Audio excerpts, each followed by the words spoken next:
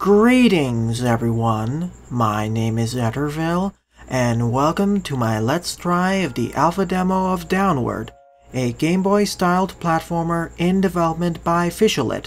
This was originally designed as an entry for GameBoy Jam 4, and has since been updated several times. I'll be spending at least 15 to 20 minutes on this title, providing my first impressions along the way. I'll be playing through this game using my Xbox controller. You can also use a keyboard if you so desire. But before I begin, I'll be paying a short visit to the options menu, due to one particular setting under the graphics submenu.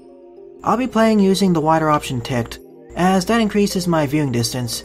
You can also choose to play using the original Game Boy resolution, but I'd rather have the bigger field of view. You can also change the color palette, which I will do throughout this Let's Try. But I'll start with the default Gable option. So let's begin a new game. We have 3 difficulty settings: Mantle, Dedicated, and Hourglass. Mantle mode has checkpoints throughout the stage, Dedicated has no checkpoints per stage, and Hourglass is speedrun mode. So let's begin. In the dim green of the wilds dormant relics lie. Into the unfamiliar dusk, Gable makes her way, soon to rekindle the idle wards.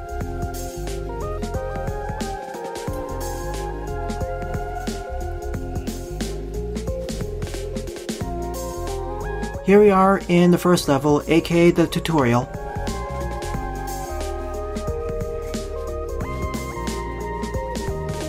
So we can run and jump. We can also do a spring jump by holding the down and jump button. With the Xbox controller, it's the A button to jump, and X button to attack.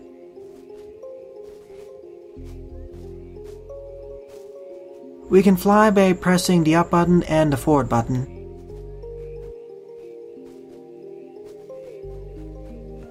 In this case, press any of the trigger buttons while running forwards.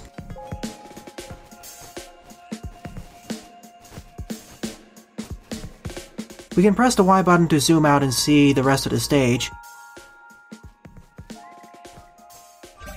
We need to collect these iridescent feathers in order to restore all the wards scattered throughout the stage.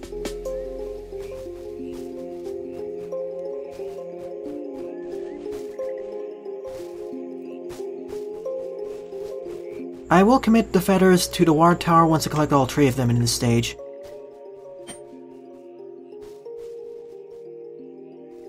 If you hold down and move around the place, you'll run around. It's great for getting a running start for your flying maneuvers.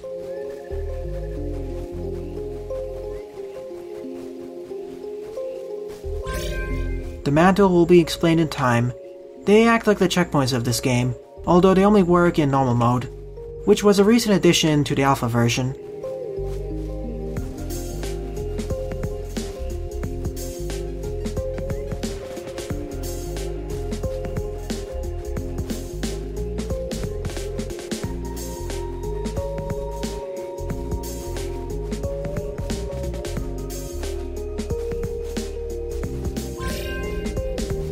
And that's 3. In order to commit our feathers to the ward tower, we need to attack it by pressing the X button.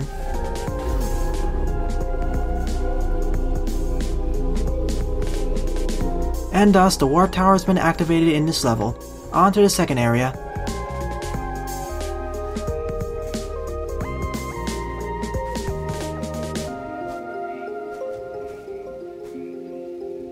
Even when zoomed out, you can maneuver Gable around the place, which I think is going to be super useful for speedruns.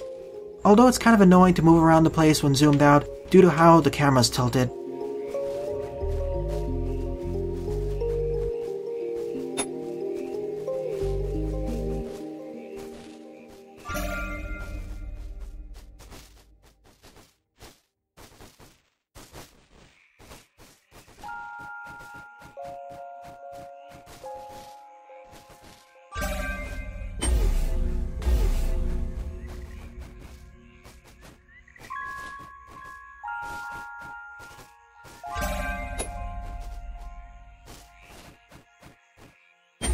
And that's Area 2. The game starts out really easy, but from what I've heard, it gets really difficult near the end. Hence why normal mode was added.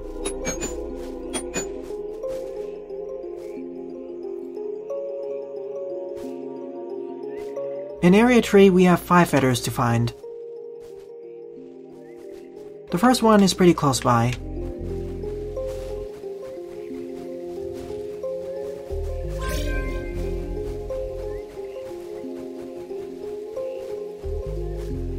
It seems that as long as there's enough horizontal and vertical distance, Gable can fly forever.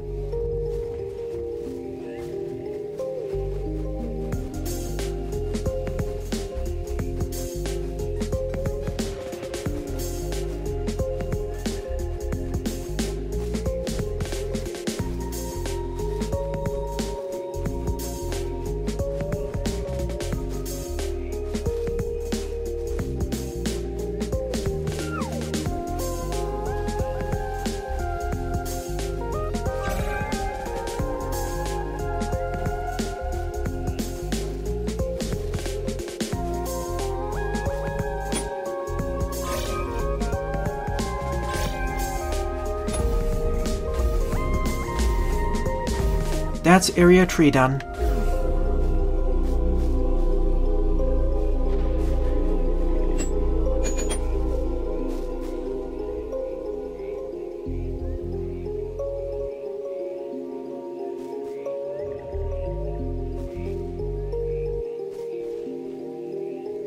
I do enjoy how the stage zooms out once you complete it. However, I wish the resolution was better preserved. Then again, this is emulating a Gameboy-style aesthetic.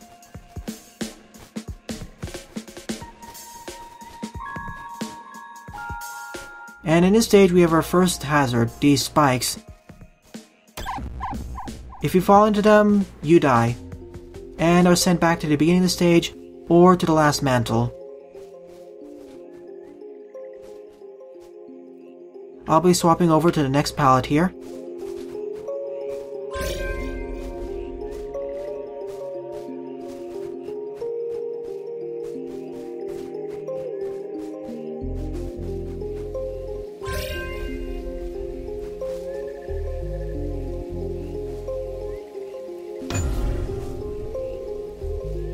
So in order to activate the checkpoints, we need to have at least 2 feathers on us.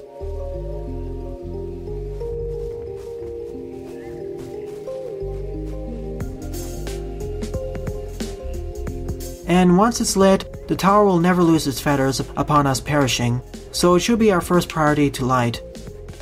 That is, unless we're speedrunning through the stages.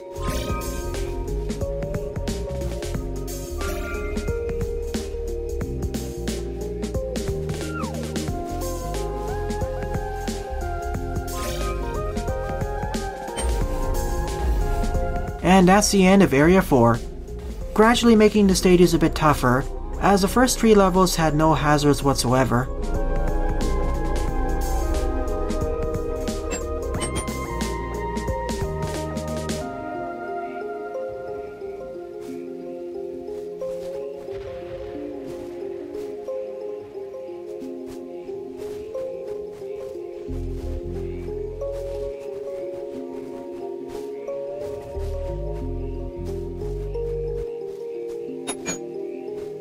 I see a gravestone or a door with a heart on it.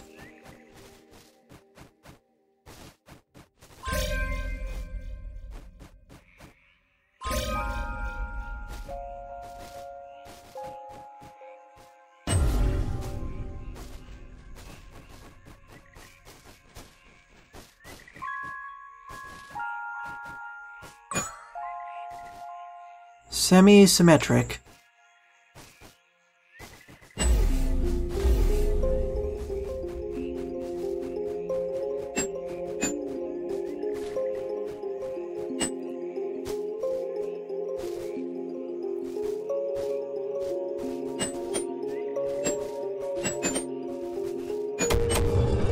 Oh, I see. These are activated by pushing the switches. And here are our first enemies of the game, whatever these creatures are. Their weaknesses are their heads, of course. Ran face first into that one, unfortunately. Good thing I had the mantle activated there.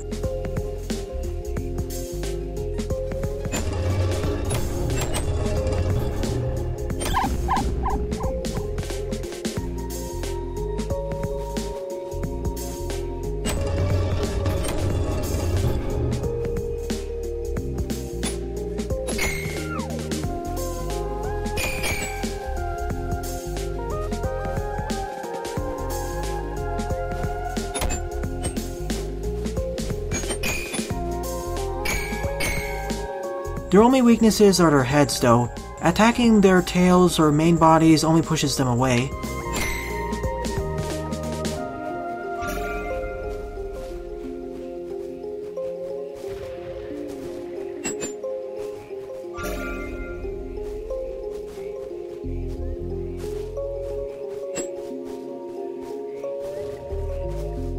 And we cannot attack indefinitely. We have a stamina meter. At most, we can attack 3 times per full charge before we need to wait for it to refill.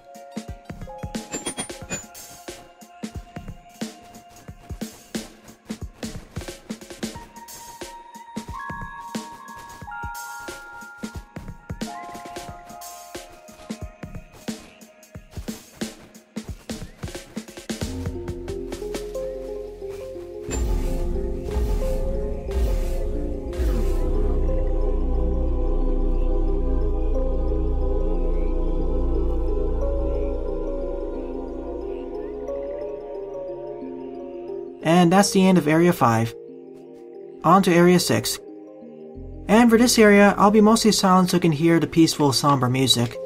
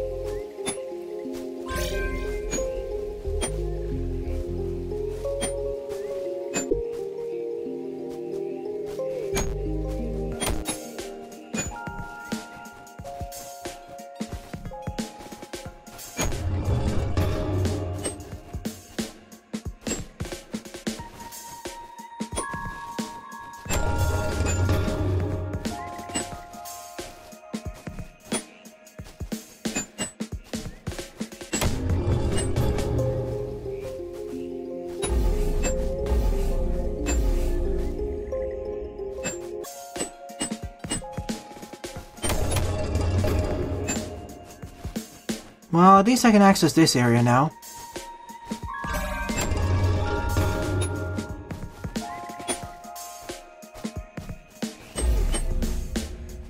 Oh, silly me. The puzzle was a lot easier than what I expected it to be. This was me just being foolish and not understanding how the puzzle worked.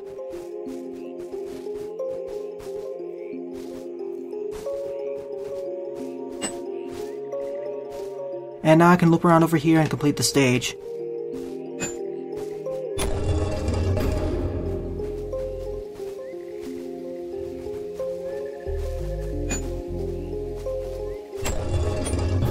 I was overthinking this puzzle and thought that there would be a switch on the right side that I need to activate and come back over here, and then I'll be able to activate another switch, then I'll be able to access the last 2 feathers. But no, it was a lot simpler. I was overlooking that one switch over there.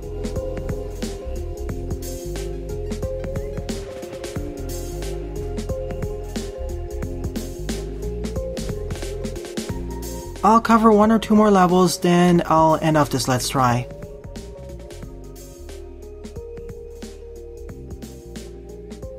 Here are all the sorts of palettes we have. We even have a 1-bit color scheme. Even with the 1-bit color scheme, there's still enough contrast to know what's dangerous and what's safe, as we can see because the spikes sparkle.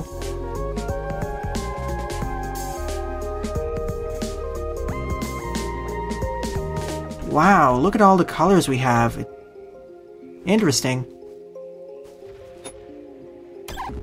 Whoops, I was holding down the wrong button.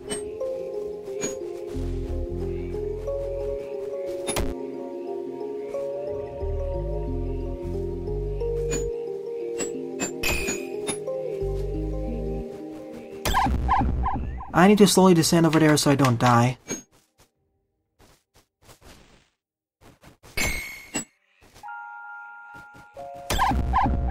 Didn't start the flight high enough.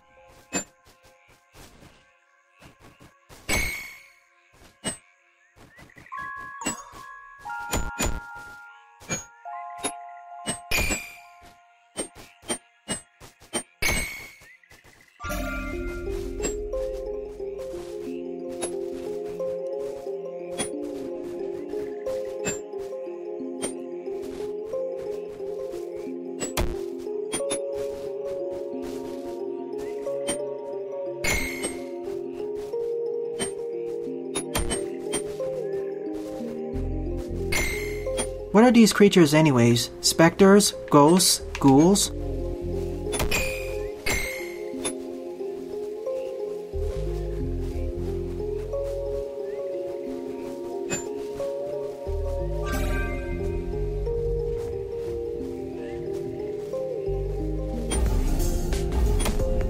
Well, this is different.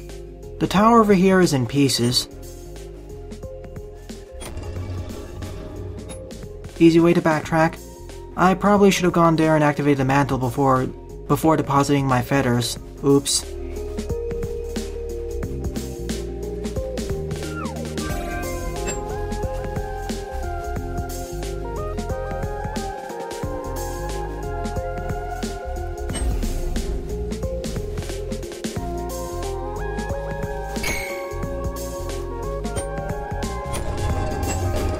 Well, now I can, so it isn't too bad.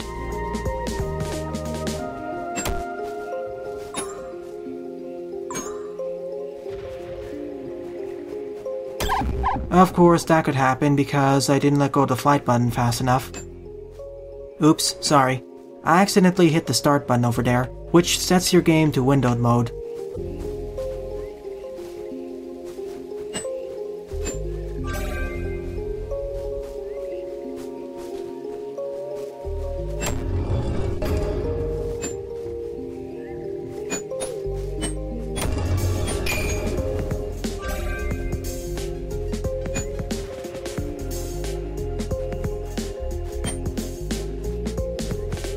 There we go. And I forgot to press down on the jump button, which means that I lost all the feathers in my possession.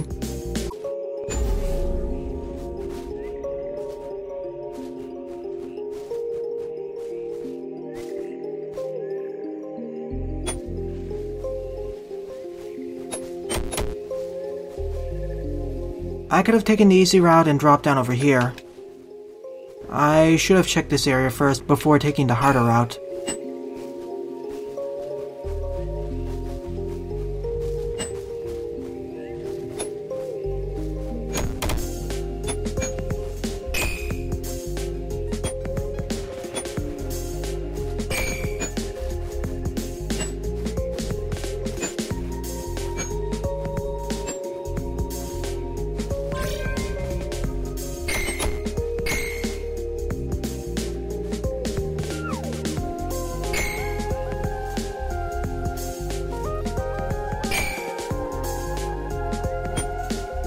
Aren't I missing one feather though?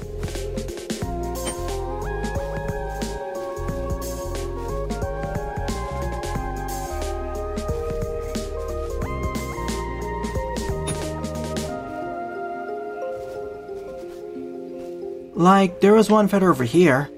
Oh, wait a minute. When I died, did it glitch out the game, so I dropped one extra feather than what I actually should have? Actually, this is a good time to showcase something that bugs me a bit with this demo. See the viewing range I have at full screen? Now here's the viewing range when I have it on non-full screen. As you can see, I see quite a bit less when I'm running the game on windowed mode. And it seems that if I increase my screen's resolution further to the ultra-wide setting, I can see even further. Hopefully that's fixed in future revisions of the demo, as this unfairly biases or gives advantages to players who have increased resolutions. But otherwise, I quite enjoyed this demo. The graphics are incredible. With just 4 colors, we have a remarkable environment. Pretty mysterious and pretty fun to go through. And there's enough contrast to know what's dangerous and what's not. We see it with the spikes being sparkly and enemies having a more menacing visage. The animations are also pretty good, both for Gable herself and enemies as well. The music is somber and mysterious and adds to the feel of restoring a mysterious world. It's a pretty interesting puzzle platformer that leverages the Game Boy aesthetic pretty well, but isn't limited to that aesthetic itself going further, like what we see with the zoom out feature, which is pretty good for scoping or scouting out future areas and preventing blind jumps. I give it 2 thumbs up, and I wish the best of luck to the developer. Well then, thanks for watching, and have a nice day. Toodles!